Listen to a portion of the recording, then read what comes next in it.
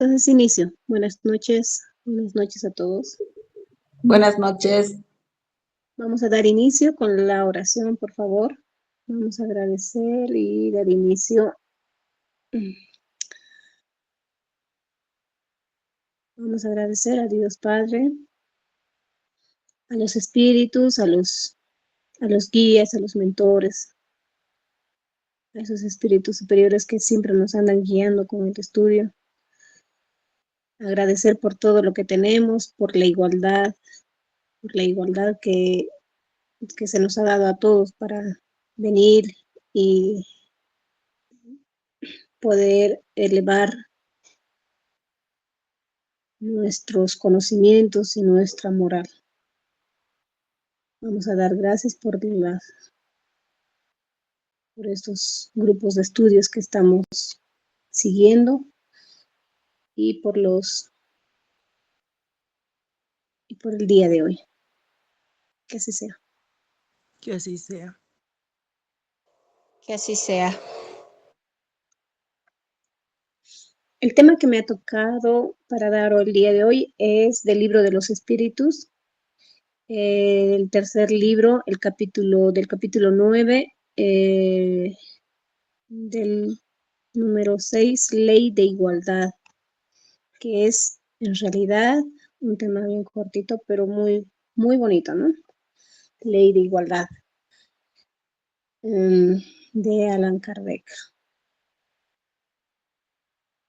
En los temas que se va a tocar en este punto, número 6, está la igualdad natural, la desigualdad de las aptitudes, desigualdad sociales, desigualdad de las riquezas, pruebas de las riquezas y de la miseria, igualdad de los derechos del hombre y la mujer, igualdad ante la tumba. Son puntos que están dentro de los ítems. En el primer punto, que es ley natural, vamos a dar inicio con la pregunta que hace Allan Kardec a los espíritus superiores, ¿no? En el que se le hace una pregunta muy general para esta ley natural.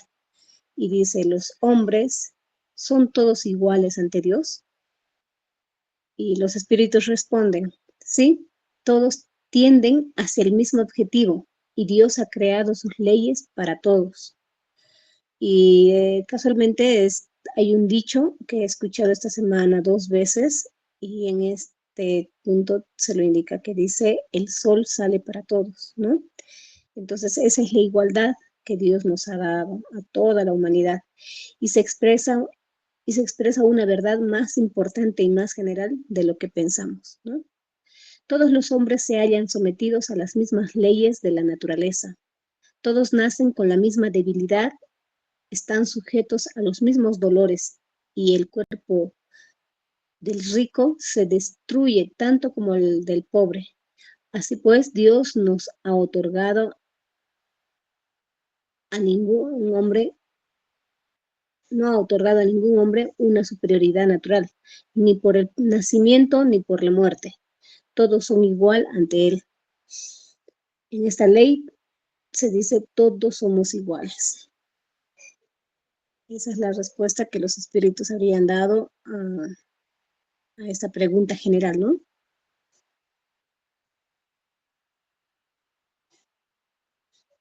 En el siguiente punto vamos a tocar el punto de la desigualdad de las aptitudes, con la pregunta 804, donde Allan Kardec pregunta a los espíritus, ¿por qué Dios no ha dado las mismas aptitudes a todos los hombres?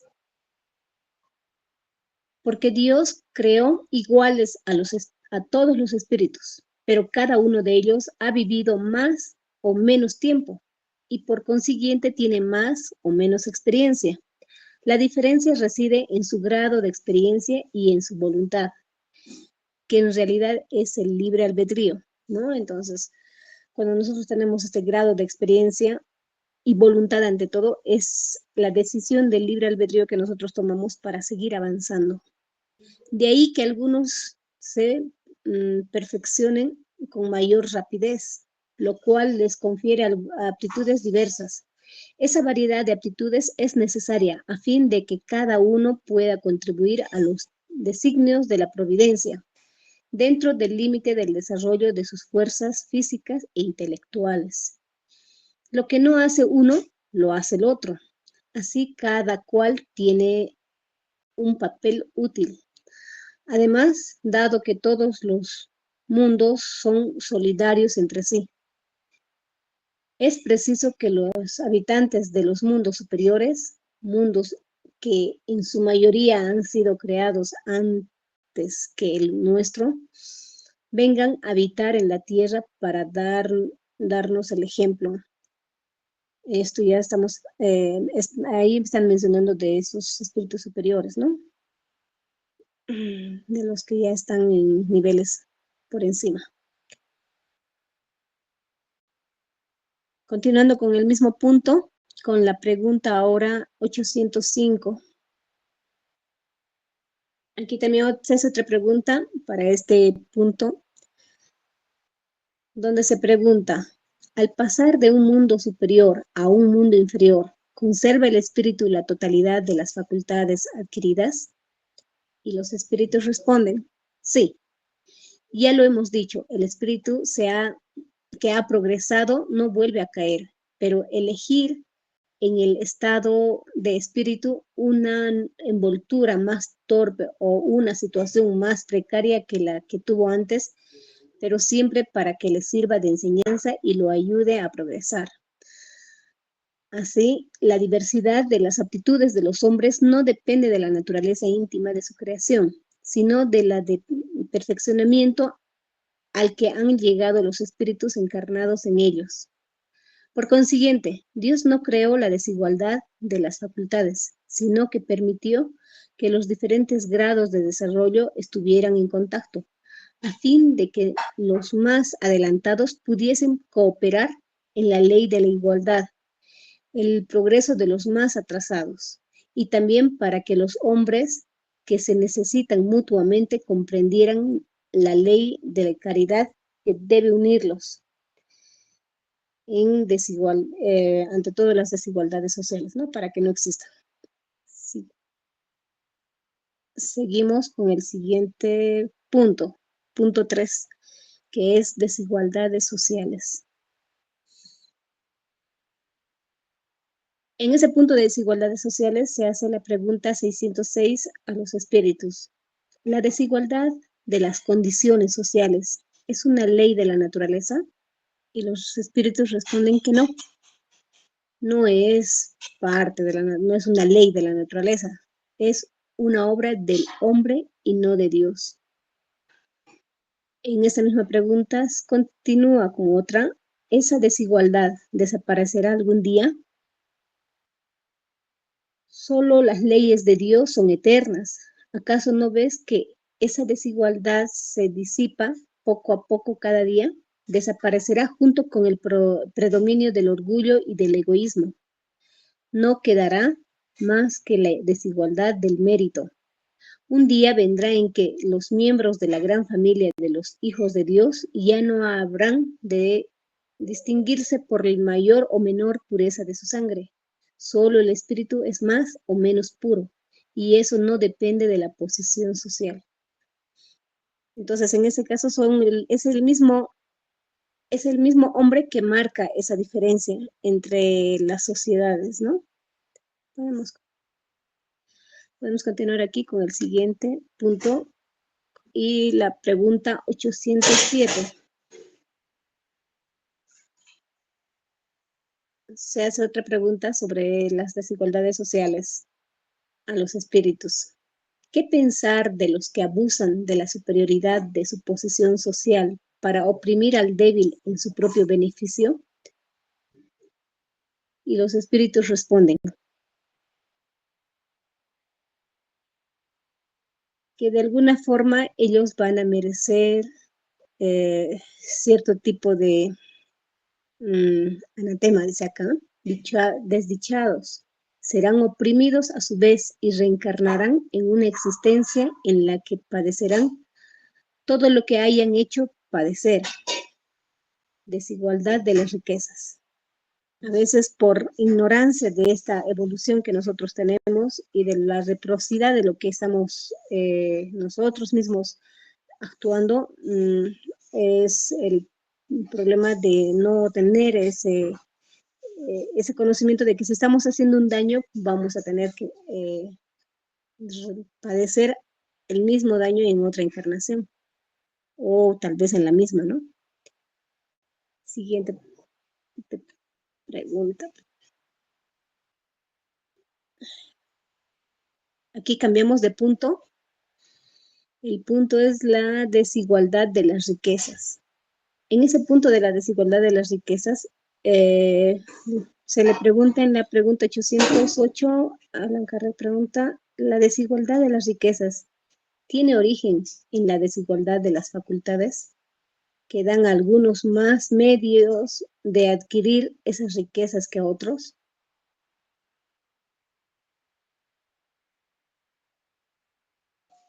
Y los espíritus responden sí y no. ¿Qué me dices de la astucia y el robo? Entonces continuamos con otra pregunta. ¿Con toda la riqueza hereditaria no es fruto de las pasiones malas? ¿Qué sabes? Y responden los espíritus. ¿Qué sabes? Remontate a su fuente y verás si es siempre pura. ¿Acaso sabes si en sus comienzos no fue fruto de una expoliación o una injusticia? No obstante, sin referirnos a su origen, que puede ser malo, ¿crees que la codicia de los bienes, incluso de los adquiridos legítimamente, y los deseos secretos que se conciben de poseerlos, cuanto antes son sentimientos loables? Eso es lo que Dios juzga, y te aseguro que su juicio es más severo que el de los hombres. Mencionándonos que este seguimiento con lo que una persona adquiere sus riquezas tiene que ser siempre de la forma más justa y ante todo tiene que ser muy de una manera equitativa, justa y sin tener que hacerlo mediante la codicia o ambición, ¿no? Siguiente pregunta es la 809, donde se le preguntan a los espíritus, si una fortuna ha sido mala vida en su origen, los que la heredan más tarde son responsables de ello. Y los espíritus responden que no. No cabe duda que no son responsables los que heredan, ¿no? Del mal, responsables del mal que otros han hecho, menos aún si lo ignoran. Con todo, debes saber que a menudo, cuando un hombre recibe una fortuna, es solo porque se le brinda la oportunidad de reparar una injusticia. Dichoso de él si lo comprende, si lo hace en nombre del que cometió la injusticia, a ambos se les tendrá en cuenta la reparación, porque a menudo es quien lo induce a hacerlo. Entonces, si tiene conocimiento aquella persona que ha recibido esa fortuna heredada, mala vida, y repara, entonces hay en este caso, una justicia divina, ¿no? Que va a tratar también de reparar ese procedimiento mal habido.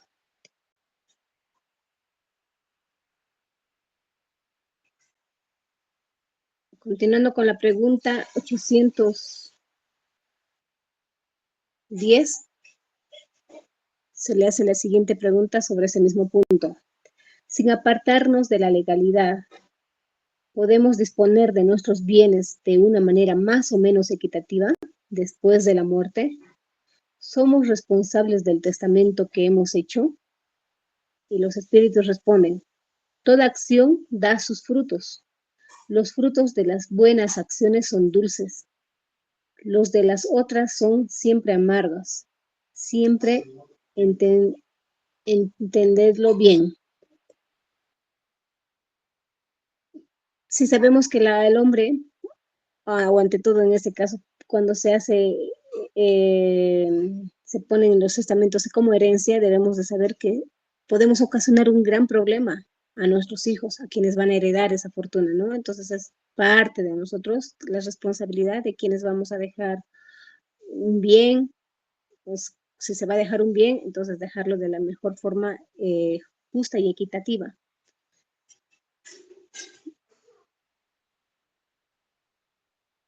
Continuamos con la pregunta 811 sobre este mismo punto, desigualdad de riquezas. ¿La igualdad absoluta de las riquezas es posible? ¿Existió alguna vez? Se le hace las preguntas y los espíritus responden, no, no es posible.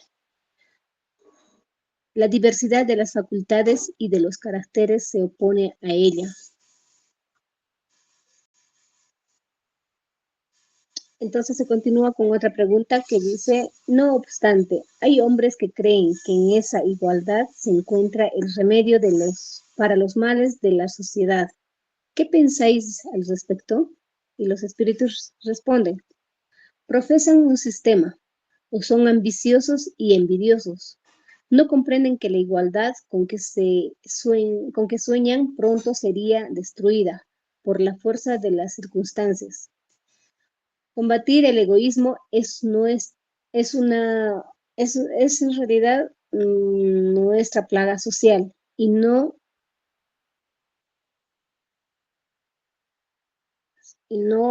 busquen de quimeras.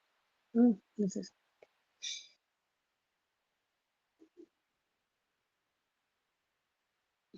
el egoísmo siendo una acción que hace mucho daño a la sociedad.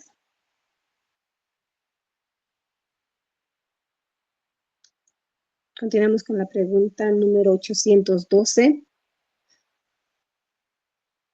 donde Allan Kardec pregunta, si la igualdad de las riquezas no es posible, ¿sucede lo mismo con el bienestar? No, responden los espíritus, pero el bienestar es relativo y cada uno podría disfrutar de él si os pusieras de acuerdo, si todos se pusieran de acuerdo, porque en el auténtico bienestar consiste en emplear el tiempo de modo que les plazca y no en realizar trabajos por los cuales no sientan ninguna aflicción. Además, como cada uno posee aptitudes diferentes, ningún trabajo útil quedaría sin realizar. El equilibrio está en todo, el hombre es quien pretende alterarlo. A veces es bueno tener ese tipo de bienestar, eligiendo nosotros mismos esas aptitudes, de acuerdo a las aptitudes que tenemos, desenvolver un papel, ya sea en un oficio, un trabajo o una actividad que estemos haciendo, de acuerdo a nuestro tipo de, en este caso a nuestras aptitudes, ¿no? Por eso es que no todos van a ser, no todo un bienestar es general, ya depende de cada uno. Algunos escogen actividades o tal vez oficios que no les es grato y se quedan con ese malestar de vivir en un trabajo o una oficina o un puesto que no les agrada. Y el bienestar ya es variante. Continúo con la siguiente pregunta sobre el mismo punto 812 y se le pregunta, ¿es posible ponernos de acuerdo? Y los espíritus responden, los hombres se pondrán de acuerdo cuando practiquen la ley de justicia. Cuando sea justo y se distribuye de manera igualitaria y de acuerdo a cada aptitud, entonces sí va a ser correcto, ¿no? Sí va a ser posible.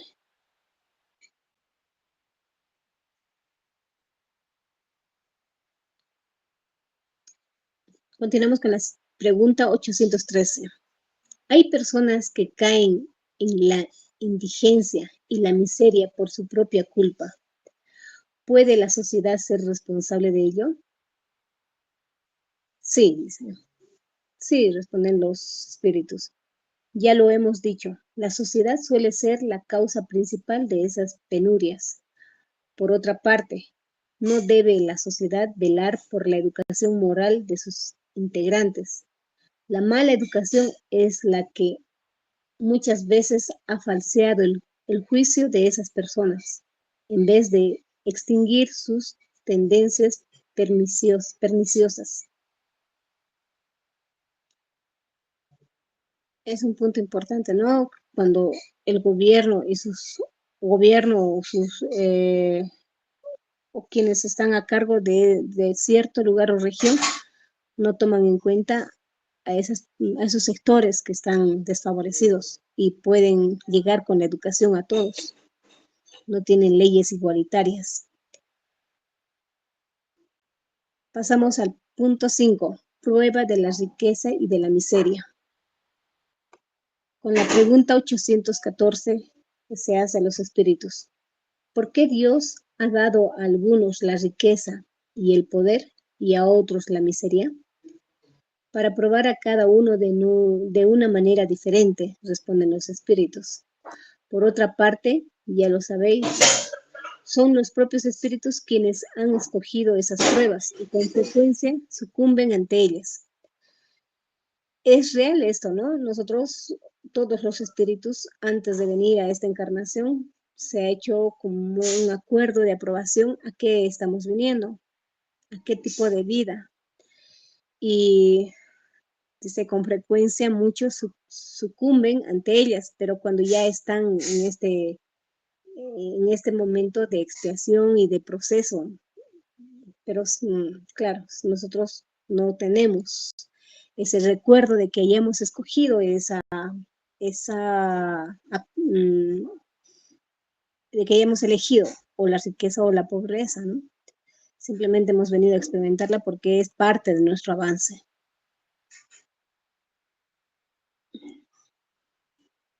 Continuamos con la pregunta 815. ¿Cuál de las pruebas es más temible para el hombre? ¿La de la desgracia o la de la fortuna? Preguntan a los espíritus y ellos contestan. Ambas lo son por igual. La miseria provoca quejas contra la providencia. La riqueza incita a todos los excesos. Esto es prácticamente como una especie de examen, ¿no? Quienes tienen tal vez la suerte de que sí se les haya dado bastante fortuna en una encarnación, pero el no saber controlarla y el no saberla manejar puede que más bien les afecte a la parte de su ego, de su comportamiento, tengan malas conductas y les llene más bien de muchos problemas para su evolución. En cambio, cuando es del otro lado, vienen personas que van a venir en total pobreza, andan quejándose todo el momento, andan quejándose y poniéndose como víctimas, siempre echándole la culpa a alguien por su suerte, y es otra forma de no sobrellevar esta experiencia, ¿no? Esa oportunidad de atravesar por este tipo de vivencia. De las dos formas hay que saberla sobrellevar, en este caso cuando son extremos. Continuamos con la pregunta 816 que se les hace a los espíritus. Si bien el rico está sujeto a más tentaciones, ¿no dispone también de más medios para hacer el bien? Esta ya es una pregunta muy directa, ¿no? Y los espíritus responden, es precisamente lo que no siempre se hace. Aquí es donde la persona que ha recibido esa fortuna se vuelve más bien egoísta, orgulloso e insaciable y empieza a descontrolar su mismo comportamiento. Sus necesidades aumentan con su fortuna y nunca creen tener lo suficiente para sí. La superioridad en este mundo y la autoridad sobre los semejantes son pruebas tan importantes y riesgosas como la desgracia. Porque cuanto más rico y poderoso sea un hombre, más obligaciones tiene que cumplir y mayores son los medios de que disponen para hacer el bien y el mal. Dios prueba al pobre mediante la resignación y al rico mediante el uso que éste hace de sus bienes y de su poder. La riqueza y el pobre y el poder engendran todas las pasiones que nos apegan a la materia y nos alejan de la perfección espiritual. Así se dice, así hay un dicho que es mencionado por Jesús. En verdad os digo, es más fácil para un camello pasar por el ojo de una aguja que para un rico entrar en el reino de los cielos.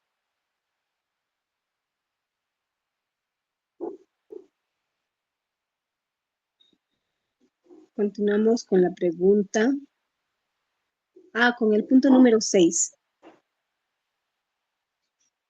Igualdad de derechos del hombre y de la mujer.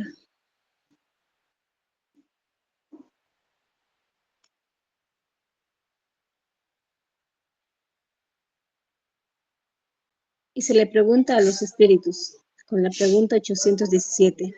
¿El hombre y la mujer son iguales ante Dios y tienen los mismos derechos? Y los espíritus responden, ¿acaso Dios no otorgó a ambos la comprensión del bien y del mal y la facultad de progresar? Y los espíritus respondieron, ¿no? Que ambos tienen la misma condición en la que se les ha dado. Continuamos con la pregunta 818. ¿A qué se debe la inferioridad moral de la mujer en determinadas regiones? Pregunta Allan Kardec. Y los espíritus responden, al dominio injusto y cruel que el hombre ha ejercido sobre ella. Es un resultado de las instituciones sociales y del abuso de la fuerza sobre la debilidad. En los hombres poco adelantados desde el punto de vista moral, la fuerza constituye el derecho. Entonces, esta desigualdad hace el género femenino en algunas regiones como el Medio Oriente, vamos a decir que más que todo es por cultura.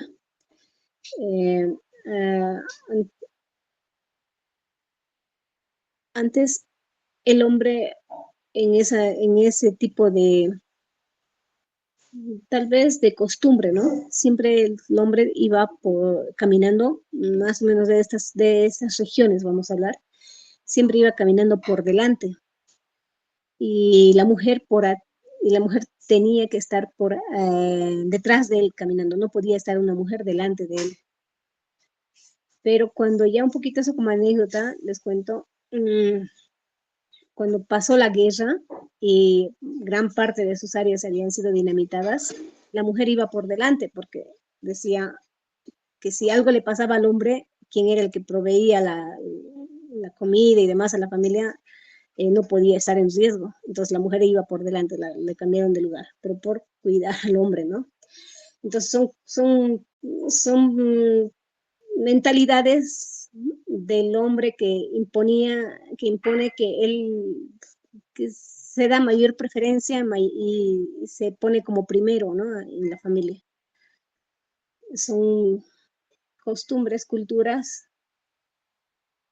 que no, muy injustas ante el género femenino en esas regiones, donde la mujer es demasiado sumisa y es prácticamente abusada, ¿no?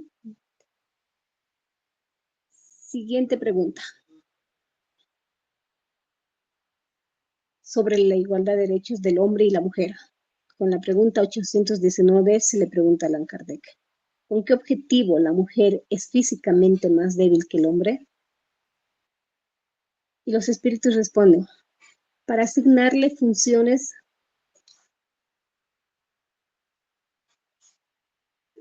particulares. El hombre es para los trabajos rudos, porque es más fuerte. La mujer para los trabajos delicados. y ambos lo son para ayudarse mutuamente a superar las pruebas de una vida llena de amarguras. Es muy notorio que el físico de la mujer tiene diferente función a la del varón, quien es que va a hacer trabajos mucho más fuertes, más rudos, de mayor fuerza, cosa que las mujeres no lo hacen, pero las mujeres tienen otro tipo de aptitudes que se le ha otorgado, como es más la sensibilidad, el manejo con los hijos, el amor. Entonces es otro tipo de particularidades que tiene la mujer para lo que está diseñada, ¿no? El cuerpo físico que se les ha dado a ambos. Continúa con la pregunta 820. La debilidad física de la mujer, ¿no la pone naturalmente bajo la dependencia del hombre? Y los espíritus responden, Dios ha dado a algunos la fuerza para que protejan al débil y no para que los esclavicen. Dios adecuó la organización de cada ser a las funciones que debe cumplir. Si bien ha dado a la mujer menos fuerza física, la dotó al mismo tiempo de una mayor sensibilidad, de acuerdo con la delicadeza de las funciones maternales y la debilidad de los seres que le han confiado. Entonces ese es el motivo, ¿no? Por el cual la mujer es delicada, porque tiene que hacer un trabajo mucho más sensible y delicado que el hombre. Continuamos con la pregunta 821 sobre el mismo punto. Las funciones para las cuales la naturaleza ha destinado a la mujer son tan importantes como las reservadas para el hombre. Y los espíritus responden, sí, e incluso más importantes. La mujer es quien imparte al hombre las primeras nociones de la vida. El planeta en realidad es un planeta femenino, ¿no? La tierra madre. Entonces, la mujer prácticamente es la dueña de la tierra, de la tierra madre. Entonces, podríamos hablar de que es más femenino y es quienes dan esas nociones de vida, como dice. Es quien da esa noción de vida al varón. Sería su función principal de la mujer. Continuamos con la pregunta que se les hace a los espíritus en el número 822. Dado que los hombres son iguales ante la ley de Dios, ¿deben serlo también ante la ley de los hombres? Es el primer, y responden los espíritus, es el primer principio de la justicia. No hagáis a los otros lo que no queréis que les hicieran. Continúan preguntando, según esto, para que una legislación sea perfectamente justa, ¿deben consagrar la igualdad de derechos del hombre y de la mujer? Y los espíritus responden, de derechos sí, de funciones no. Es necesario que cada uno tenga un lugar determinado. Ocúpese el hombre de lo exterior y la mujer de lo interior, cada uno según sus aptitudes. La ley humana, para ser equitativa, debe consagrar la igualdad de derechos del hombre y la mujer. Todo privilegio concedido a uno solamente es contrario a la injusticia. La emancipación de la mujer es acorde al progreso de la civilización. Su esclavitud va a la par de la barbarie. Por otra parte, los sexos solo existen en la organización física, dado que los espíritus pueden adoptar uno u otro sexo. No hay diferencia entre ellos en ese aspecto y por consiguiente deben de gozar de los mismos derechos. Muchas personas que ahora están teniendo una experiencia humana femenina podrían haber sido personas que tenían una encarnación anterior de masculina, ¿no? Entonces, el espíritu el espíritu no tiene exactamente definido un sexo. Es en la encarnación en la que se define eso, y es a la que viene a atravesar. Pueden ser vidas continuas siendo mujer o varones, o alternar varón-mujer. Depende de cómo se haga esa elección antes de venir, ¿no? A pasar una vida, una experiencia de vida. Continuamos con el último punto, que es el 7, igualdad ante la tumba. Y aquí se les pregunta a los espíritus en la pregunta 823. ¿De dónde procede el deseo del hombre de perpetuar su memoria con monumentos fúnebres?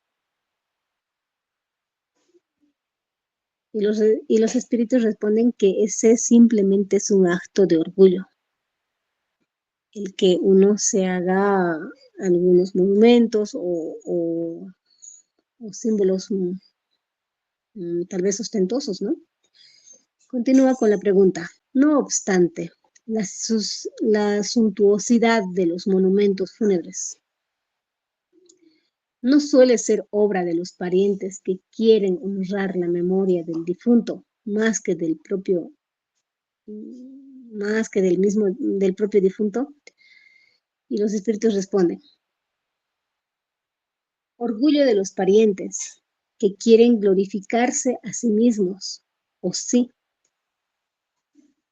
Todas esas demostraciones no siempre se hacen por el muerto, sino por amor propio y para el mundo, así como para hacer ostentación de riqueza. ¿Crees que el acuerdo de un ser querido sea menos duradero que el corazón del pobre? Porque éste solo puede colocar una flor sobre su tumba. ¿Crees que el mármol salva del olvido al que fue inútil en la tierra? Es la respuesta que dan los espíritus.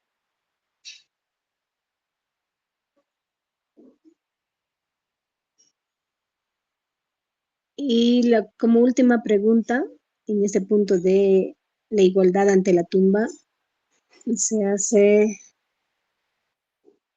la siguiente pregunta. ¿Reprobáis de una manera absoluta las pompas fúnebres? Y los espíritus responden que no. No cuando honran la memoria de un hombre que bien son justas y dan un buen ejemplo. La tumba es el lugar de reunión de todos los hombres. Allí terminan implacablemente todas las distinciones humanas. En vano quiere el rico perpetuar su memoria con fastuosos monumentos. El tiempo los destruirá, como a su cuerpo. Así lo dispone la naturaleza. El recuerdo de sus buenas y de sus malas acciones será menos perecedero que su sepulcro.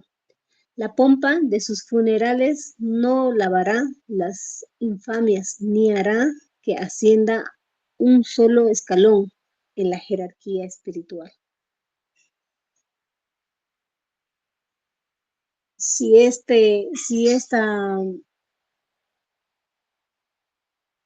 hubiera algún acontecimiento muy relevante a quien se le está haciendo eso, ellos dicen que simplemente si realmente es para una persona que ha hecho un bien y que ha sido, más que ante todo, un buen ejemplo, ¿no? En esta vida, en esa vida que le ha tocado.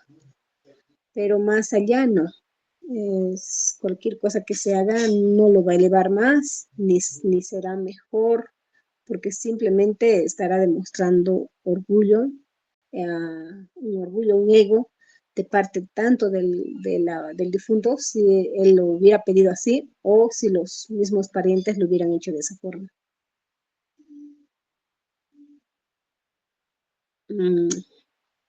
Bien, así hemos terminado esta ley de igualdad del libro tercero, del libro de los espíritus.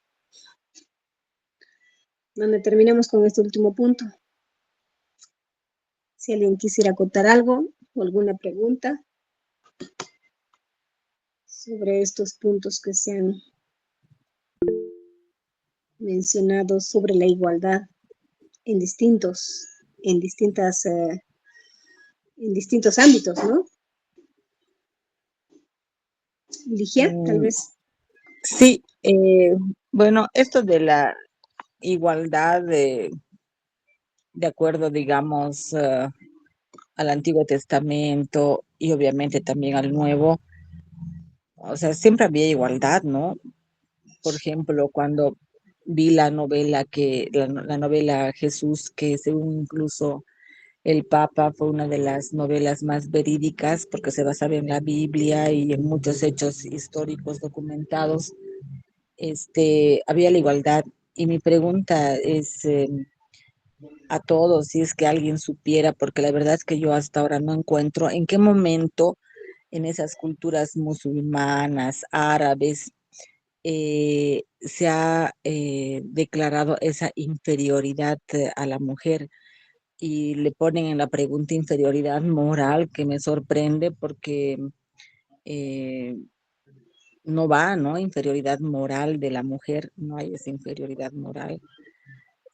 Yo siempre me he cuestionado y ahora nuevamente al escuchar esto me vuelvo a cuestionar en qué momento se dieron en esas culturas esa inferioridad moral, porque eh, a mí me parece que esas culturas, o sea, árabes vienen justamente de tiempos bíblicos y no había esa desigualdad, no había. ¿En qué momento surgió?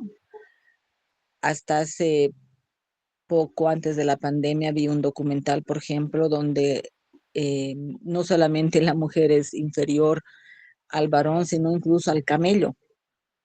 La mujer vale la mitad de lo que vale un camello.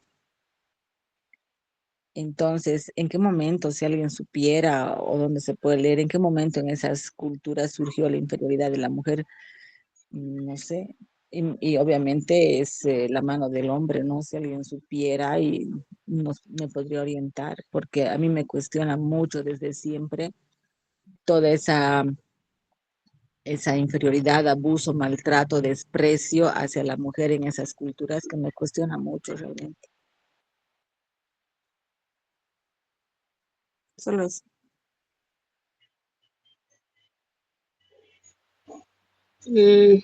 Yo creo que desde antes, desde Jesús, cuando habían estos fariseos, los fariseos quienes se tomaban la atribución, digamos, de estudiar, y todos los fariseos eran varones, ¿no? Entonces ellos se tomaban las atribuciones, digamos, de que sean ellos quienes vayan liderando las leyes, que ellos mismos las planteaban. No había una ley divina que ellos para entonces buscaban, ¿no? No se apoyaban en una ley divina, simplemente ellos la hacían directamente. Por eso solamente el hombre ha sido el que la ha hecho, no ha sido Dios. Esa Obviamente, parte, Marlene, pero perdón que te corte, esa parte de los fariseos que evidentemente está en la Biblia y es antes de la llegada de Jesús, por eso cuando vino Jesús les botó de su iglesia y les dijo fariseos hipócritas, ¿no? sí, porque Porque ellos eran ponen los que cargas, llevaban desde un inicio, sí. sí, porque ponen cargas a los demás que ellos mismos no las cumplen. Pero en esa época no había ese maltrato hacia la mujer. La mujer no tenía que ir detrás del marido, la mujer no valía la mitad de un camello, la mujer no era una mercancía, la mujer no utilizaba burcas, nada de esas cosas, no existía esas cosas. Y durante la estancia de Jesucristo tampoco. Y yo me pregunto cuándo fue que surgió eso. Esa siempre se me pregunta porque nunca he podido encontrar cuándo surgió ese maltrato, abuso, discriminación, etcétera, etcétera, hacia la mujer en esas culturas, porque son también en 2 o 3 países, no es más tampoco. Si alguien supiera, que nos oriente, porque la verdad que yo no he encontrado y siempre me he cuestionado. Esa es la pregunta. Gracias. Sí, es un poquito, tal vez, ¿no? Tal vez ha habido un punto de inicio, pero en el punto de la ley de igualdad del hombre y de la mujer, en la respuesta que dan los espíritus, dice que la fuerza para, Dios ha dado a algunos la fuerza para que protejan al débil y no para que la esclavicen. Entonces, desde que el hombre ha tomado esa conciencia de que él era fuerte y podía esclavizar, en este caso, vamos a llamar esclavizar, ¿no? Tanto a otros hombres débiles como a la mujer, hacerla inferior, es donde ellos han tomado atribución. Pero si quieres averiguar un punto exacto, un lugar determinado, o un acontecimiento exacto, no sabría. Perdón, voy a intervenir un poquito. Lo que elige yo le entiendo así, ¿ya? La misma Biblia nos muestra dos caminos, o sea, dos programas. Un programa de la luz que nos dice fue creado el hombre y la mujer iguales, ¿sí? Pero hay un otro programa de la oscuridad que se lo llama contrario a la luz, en que también tiene su programa y es el que va a atacar precisamente el núcleo de la sociedad, la familia. Y la familia, si ustedes tienen el concepto cabal, el pilar fundamental es la mujer. Por eso es que todo el plan de la oscuridad va a ir a atacar a la mujer. Y a medida que este plan se puso en marcha desde el jardín del Edén, como nos muestra Moisés, ha ido progresando en el tiempo. ¿Y dónde se nota ese cambio? Como dice Ligia, de la escritura, en la Biblia, en la época de Salomón.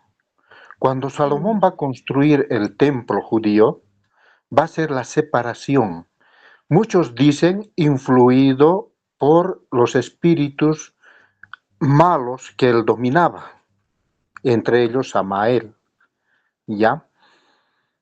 Y ahí hace que la mujer sea inferior al hombre y el hombre tomara el primer lugar y empezara a instaurar a Dios como varón.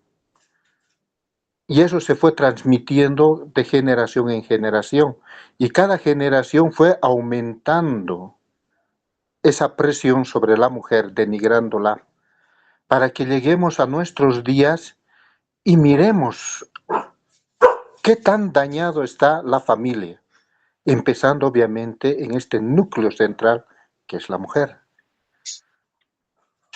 Un tema muy bonito, y esto lo voy a aprovechar para hacer un tema libre y poderlo explicar más a profundidad, cómo este plan de la oscuridad está dañando actualmente la dignidad de la mujer y cuál es el objetivo por la cual se ha centrado tanto odio, tanta fuerza en este trabajo de hacer que la mujer, hacerla sentir a la mujer inferior a todos.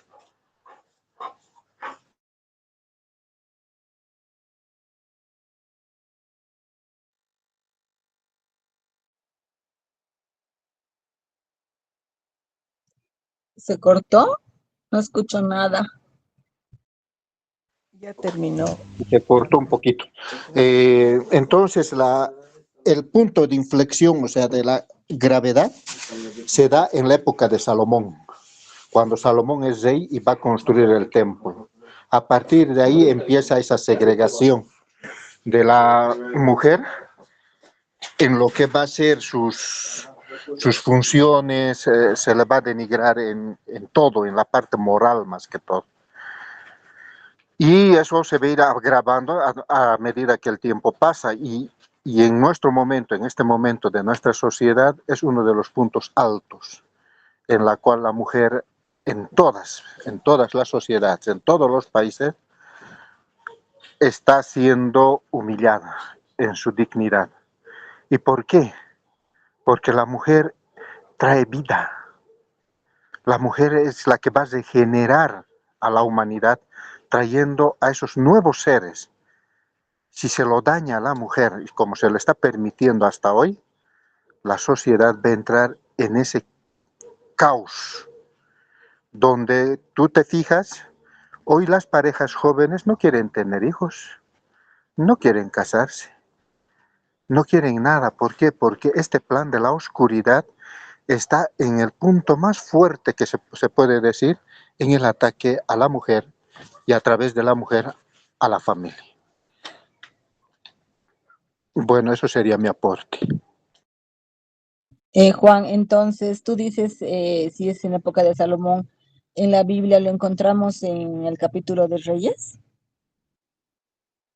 Exactamente, en el capítulo de Reyes. Oh, ya. Ahí está como Salomón y los sacerdotes de la época van a decir de que Dios es varón, entonces van a separar a la mujer.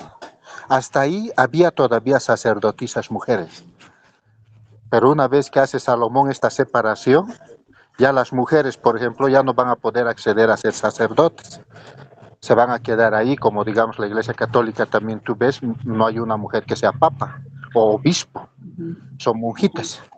Entonces ahí se instaura eso. Y de ahí se va a empezar a hacer cada generación que va a ir pasando, lo va a hacer mucho más fuerte. El ataque toma más fuerza. Y de un pueblo que era el que gobernaba Salomón, se va a extender a los otros pueblos y obviamente llega a nuestra generación, a todo el mundo. Sí, porque a un inicio, en el clan, por ejemplo, antes del clan incluso, los hijos estaban alrededor de la madre. O sea, la madre era el matriarcado en primera instancia, porque se decía que los hijos, o sea, la madre reconocía a sus hijos y los hijos a la madre. En cambio, no sabían cuál era el padre, porque había una promiscuidad. Y bueno, con la propiedad privada comienza el machismo, ¿no? El patriarcado. Pero lo curioso es, y a mí siempre me ha llamado la atención, que en el Brasil, por ejemplo, se lleve el apellido de la madre, no se lleve el apellido del padre, porque lo cierto siempre es, la madre sabe siempre quién es su hijo, en cambio el padre no. Y los hijos generalmente se quedan siempre con la madre, en cambio el padre no. Entonces, sí, sería muy importante, ¿no? Tocarlo en un otro momento para saber en qué momento la oscuridad se ha hecho tan presente y maltratando, ¿no? Afortunadamente es en pocos países y también que se está reivindicando, ¿no? Sí, como te digo, hay los dos planes. El plan de la luz, de un origen, que es igualdad. El plan de la oscuridad, que es de destrucción. Y va a atacar, obviamente, el núcleo, que es la mujer, porque trae la vida. Como tú dices, ¿no ves? La mujer es la que va a cuidar a los hijos, va a hacer que la familia sea estable, tanto emocional, material y todo lo que eso implica. Y Jesús nos va a recordar también esa parte cuando viene y nos va a decir que hay un plan de la luz que al final se va también instaurar en todo el mundo, que la luz nunca va a ser derrotada. Por eso es que Moisés también lo va a escribir cuando dice: pondré enemistad entre tu descendencia y la descendencia de la mujer. Tú le atacarás el calcañar, o sea, el talón, y ella te magullará la cabeza. A ese momento es donde va a llegar la culminación del plan de la luz, cuando la mujer sea restaurada nuevamente en el origen que era su creación, de igualdad, de ser no la ayuda adecuada al hombre. Jamás fue eso el plan divino, sino que la mujer tenía los mismos derechos, las mismas obligaciones que el varón, pero que ambos deberían complementarse en ideas, en pensamientos, en sentimientos, para hacer eso, una sola carne.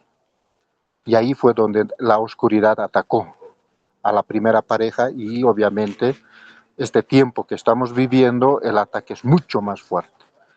Pero ya a medida que el despertar de conciencia a través también de la doctrina espírita, en que muchas personas van estudiando y trayendo esa luz del conocimiento, de la verdad hacia sus vidas, esto va a ir cambiando.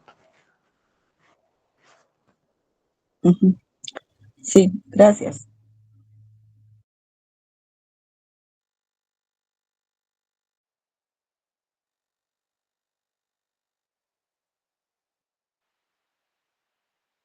Muchas gracias a todos. Si no hay más preguntas o más aportes, podríamos dar por cerrado, ¿no?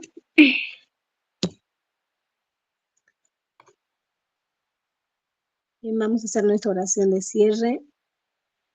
Vamos a agradecer a todos los que están hoy conectados. Vamos a agradecer a Dios, Padre, a los espíritus superiores, a nuestros guías, por darnos esta oportunidad de conocimiento, por unirnos esta noche para la lectura de este punto del libro de los espíritus.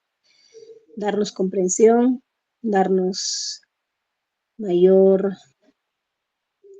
coherencia en lo que estamos nosotros viviendo. Vamos a dar gracias por quienes nos guían, por quienes unen a nuestro grupo. Que así sea.